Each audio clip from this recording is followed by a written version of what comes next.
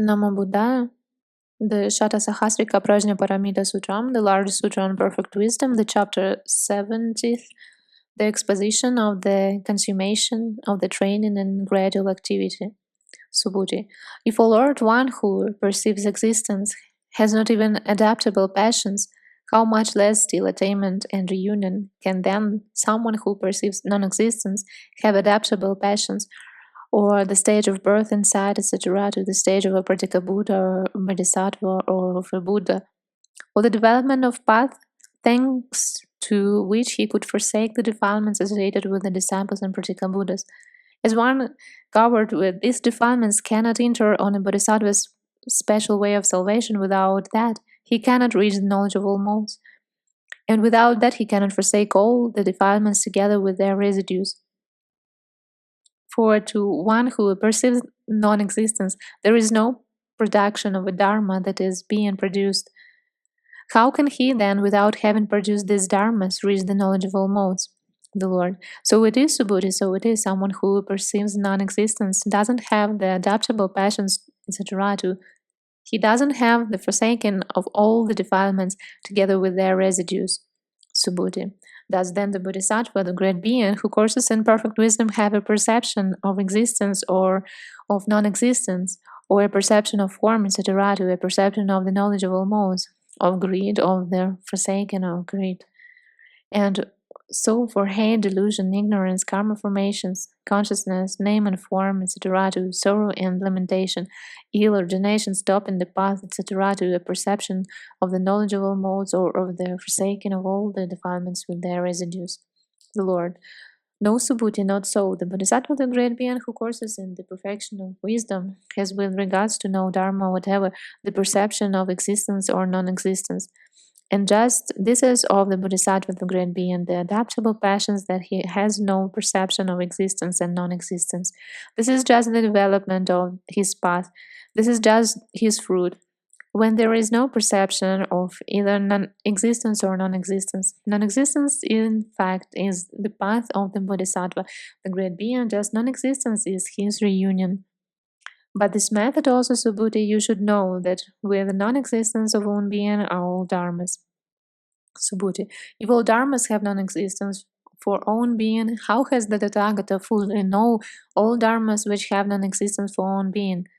And how has he, by fully knowing them, reached the dominion over the range of all dharmas? The Lord. Here I formally coursing on the Bodhisattva course, coursing in the sixth perfection, detached from sense desires, etc., dwell in the attainment of the first up to the fourth trance. But I do not take up the sign of these trances and trance limbs. Do not put mind to these trances, do not release or apprehend them. I enter on these trances as they are pure in all their modes, and having activated their karma result, I incline my thought to the realization of the various wonder-working powers, of the cognition of heavenly air, of the cognition of others' mental wake-up, of the cognition of the recollection of former lives, of the cognition of the heavenly eye. Not taking up the sign of these realizations, I do not mind those superknowledges, do not release, do not apprehend them. Seeing those five superknowledges as identical with space, I enter into trance. Again, having fully known the utmost right and perfect alignment through a wisdom of which is conjoined with one single moment, having fully understood as I really is that this is ill, this the origination of ill, this the stopping of ill, this the progressive path which leads to the stopping of ill, and endowed with the 10 powers of a Tathagata, the 4 grounds of self-confidence, etc., to the 18 special dharmas of a Buddha, I predict beings to the 3 groups. Subhuti. How is it that the Tathagata has produced the 4 trances and the 6 superknowledges, which yet have non-existence for their own being? And how has he predicted to these groups beings who have the character of not being beings? The Lord. If the sense desires or the evil unwholesome dharmas had a known being, or some inward existence, or an outer being, then I, Subhuti, formerly course in the Bodhisattva course, having not the sense desires or evil, or the evil, unwholesome dharmas as non-existent, in their own being, would not have dwelt in the attainment of the four trances. But because sense desires and the evil, unwholesome dharmas have no own being, no inward existence, and no other being, except for the fact that they have just non-existence for their own being. Therefore have I, formerly coursing in the Bodhisattva course, dwelt in the attainment of the first trance, which is detached from sense desires, detached from evil. Unwholesome dharmas were applied in this course of thought, born of detachment, full of joy and ease, and so for the other trances up to the fourth. If the super knowledges had existence or own being or any other being, then I would not, after I had known all the super knowledges as having non-existence for own being, have fully known the supreme enlightenment. But because all these super knowledges have no existence, no own being, no other being, except for the fact that they have just non-existence for their own being, therefore I have, as a Tathagata, after I had known all the super knowledges as non-existence in their own being, fully known the supreme enlightenment. Gradual reunion. Gradual reunion in general. If the Bodhisattva knows full enlightenment, and though all the dharmas have non-existence for own being, how can one, when all dharmas have non-existence for own being, conceive of a Bodhisattva's gradual activity, training, and progress, through which he gradually knows full enlightenment? Lord, here the Bodhisattva has heard previously in the presence of the Buddhas and Lords of the Bodhisattvas who have honored the dharmas of the Buddhas and of the Arhats, etc., of the stream winners, that since the Buddhas and Lords have non-existence of own beings, and so have the Bodhisattvas, the Pratyekabuddhas, etc., all holy men, all conditioned things have no own being, even as little as the tip of a hair. And that Bodhisattva thinks to himself, just non-existence are the Buddhas, the Lords, etc., the stream winners, whether I will or will not know full enlightenment, just non-existent are all dharmas. When I have known full enlightenment, I shall establish all beings who course in the notion of the existence of dharmas, in the belief in their non-existence, and that Bodhisattva who has set out for full enlightenment, for the sake of leading all beings to pure nirvana, exerts himself in the gradual activity, training the progress in which the Bodhisattvas of the past have trained, with the result that they have known full enlightenment, the six perfections, just from the first day trained in the six perfections, the perfection of giving, etc., the perfection of wisdom, the perfection of giving. When he courses in the perfection of giving, he himself gives gifts, and also others he establishes in the perfection of giving, and he praises giving as well as those others who course in the perfection of giving, one increasing.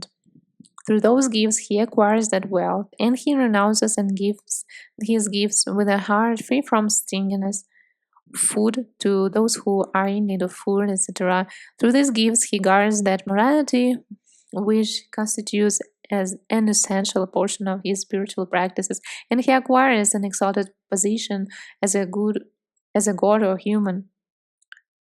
And he acquires a mass of morality, etc., to the mass of the vision and cognition of emancipation. Endowed with this given, he transcends the levels of a disciple or Pratyekabuddha and enters on a Bodhisattva certain certainty of salvation, purifies the Buddha field, matures beings, and reaches the knowledge of all modes. It is thus that through giving the Bodhisattva's gradual activity is conceived his gradual training and his gradual progress, and all that cannot be apprehended. And why? Because it has no own being, the perfection of morality.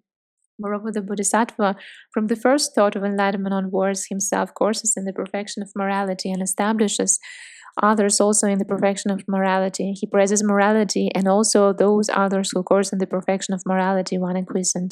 Through that morality, he acquires the exalted position as a god or a human, and through it, he establishes beings and giving, etc., in the vision of cognition and cognition of emancipation.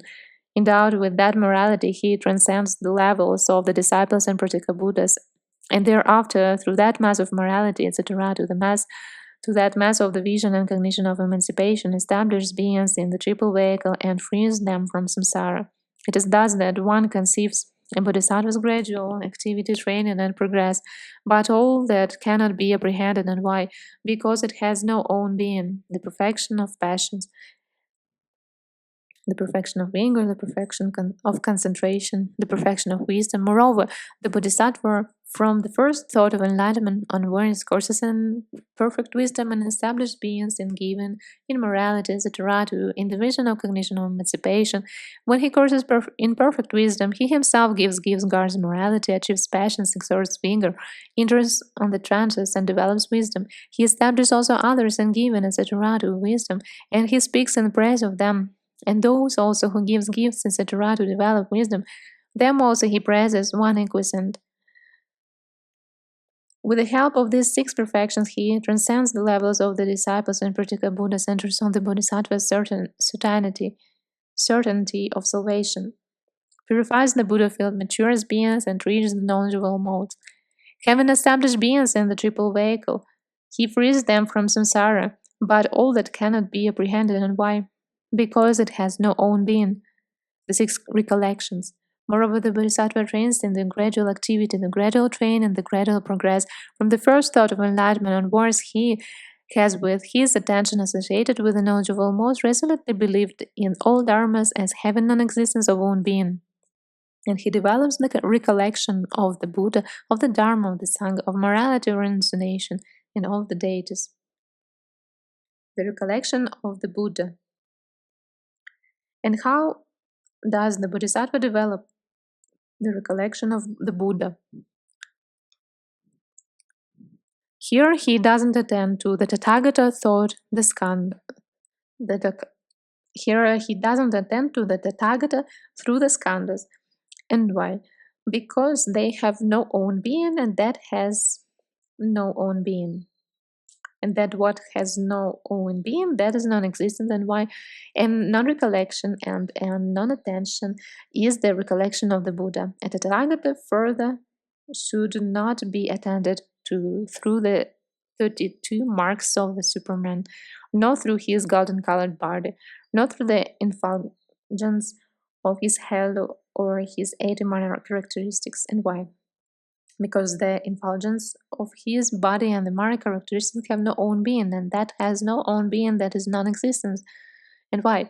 And non-recollection and non-attention is the recollection of the Buddha. The Tathagata should further not be attended to from his mouth of morality, etc., to the mass of his vision and cognition of emancipation. And why? Because all these have no own being, and that has no own being, that is, and what has no own being, that is non-existent. And why? Because the recognition of a Buddha is a non-recollection of a non-attention.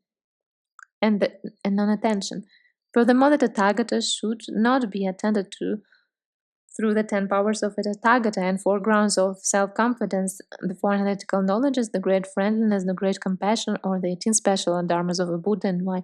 Because they have no own being, and that which has no own being, that is non-existent. And why? Because the recollection of the Buddha is a non-recollection and non-attention. Furthermore, the Tathagata should not be attended to from cognition co-production. And why?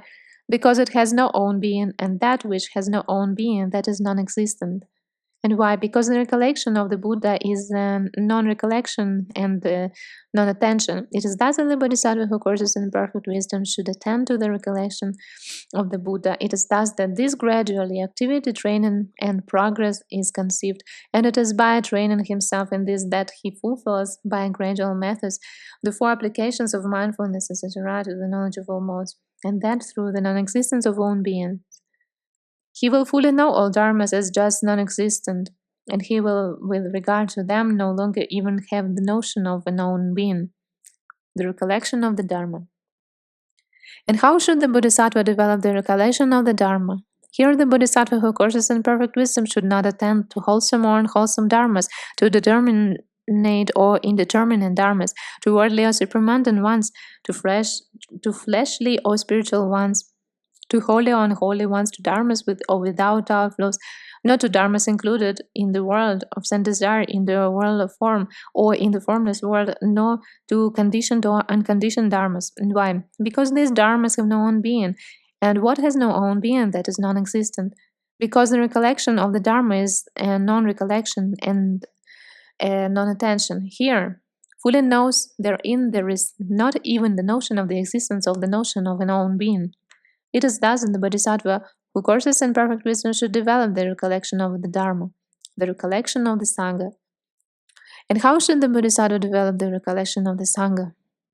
Here the Bodhisattva endowed with morality, concentration, and wisdom, emancipation, and the vision and cognition of emancipation should attend to the community of the Lord's disciples, the 4 pairs of men, and the 8 great personages through the absence of own being. And why?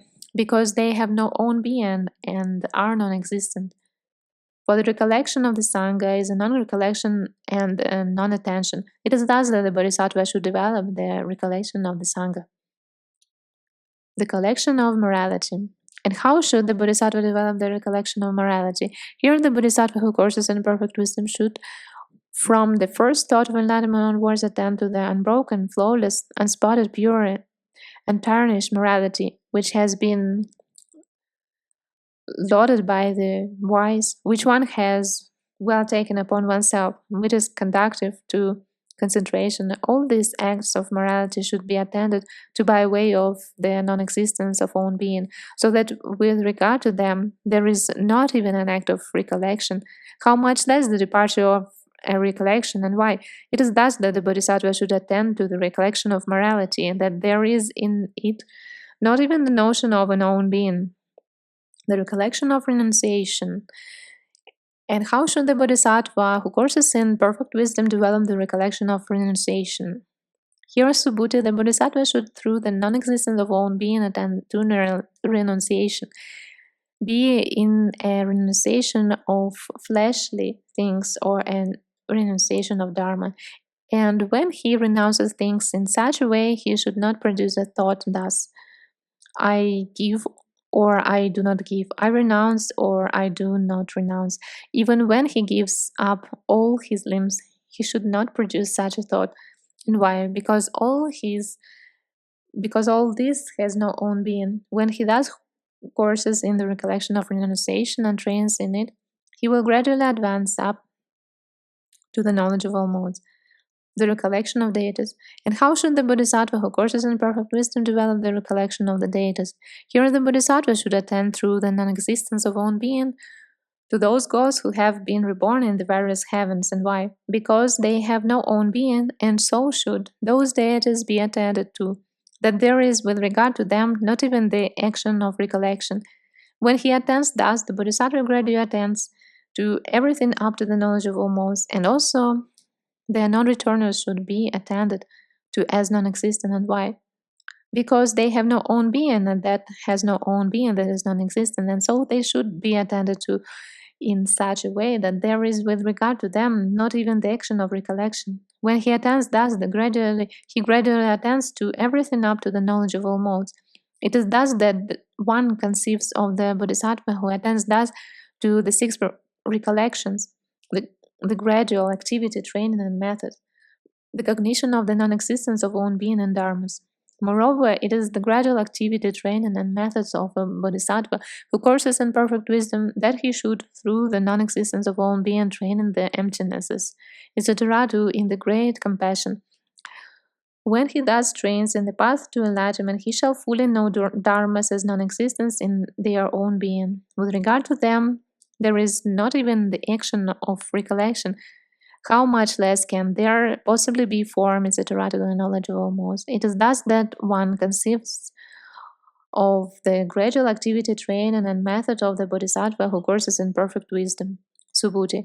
If all dharmas are non-existent in their own being, then there is no form, etc., to know attainment and reunion, etc., to all dharmas, to know all dharmas. The Lord. Is then isness or not isness apprehended in dharmas which have a non-existence of own being? The Subhuti. No, certainly not, O Lord. The Lord. How then can it be that if all dharmas have a non-existent own being, then there is no form, etc., to know all dharmas? Subhuti. Not do I O Lord, hesitate and doubt with regard to these dharmas. But on the other hand, there will be in future period monks who belong to the vehicle of the disciples, or to that of the Pratyekabuddhas, or to that of the Bodhisattvas, and who will speak thus: if all dharmas are non-existent in their own being, who then can be defiled or purified by them, since these people fail to recognize the defilement of purification which these dharmas may cause? They will fail in their morality, views, and conduct, and in consequence, one must expect them to be reborn in one or another of the three places of their birth in the hells, in animal world, or in the world of Yama. It is because I consider this future peril, and I question the Tathagata about this subject, but it is not because I hesitate or doubt with regard to these dharmas. The Lord, well said, Subhuti, so it is as you say. This is the end of 70th chapter of this large Sutra on perfect wisdom, the Satasahasrika Prajnaparamita Sutram.